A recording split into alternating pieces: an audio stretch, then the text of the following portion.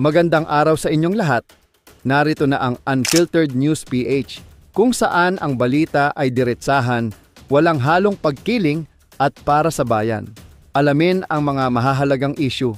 Iisa-isahin natin ang mga detalye at tayo mismo ang huhusga kung ano nga ba ang totoo. Simulan na natin. Pagtanggal kay Vice President Sara at FPRRD sa NSC. Pinalagan ng mga kritiko ang pagtanggal kina Vice Presidente Sara at FPRRD sa NSC ay isang isyung nararapat lamang pag-usapan ng maigi, lalo na't may kinalaman ito sa pambansang seguridad. Ang mga kritiko ay may punto sa kanilang tanong kung bakit hindi sila bahagi ng konseho. Gayong may mahalaga silang karanasan at kontribusyon sa usaping pangseguridad ng bansa. Ang ganitong hakbang ay nararapat na may malinaw na paliwanag mula sa kinauukulan upang maiwasan ang pagdududa at masiguro ang tiwala ng publiko. Sa ganitong usapin, mahalaga ang transparency at accountability upang mas maunawaan ng sambayanan ang desisyong ito. At ayon pa nga mismo sa mga balita, ngunit para sa dating kadre na si Jeffrey Eric Celis, kailangan ipaliwanag ni Bongbong Marcos Jr. kung bakit niya tinanggal sa NSC ang mga Duterte at ibang dating Pangulo kagaya nina former President Gloria Macapagal Arroyo at dating Pangulong Joseph Estrada.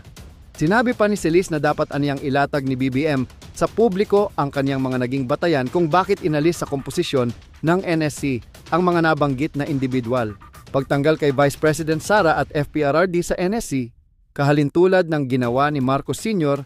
bago magdeklara ng martial law, former cadre, Mr. Marcos needs to explain to the people why is he removing Sara Duterte from the composition of the National Security Council at pati si former President Rodrigo Duterte among others. Anong batayan nito? Ano ang kanyang sandigan at salalayan?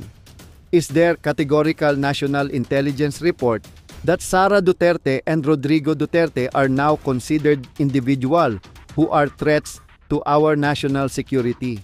And are they considered enemies of the people and enemies of the state? Ayon kay Jeffrey Eric Celis. Maraming salamat sa inyong panunood. Kung nagustuhan ninyo ang aming content, huwag kalimutang mag-like, mag-comment at mag-share para mas marami pang makaalam ng mga totoong balita. At syempre, mag-subscribe na rin sa Unfiltered News PH para lagi kayong updated.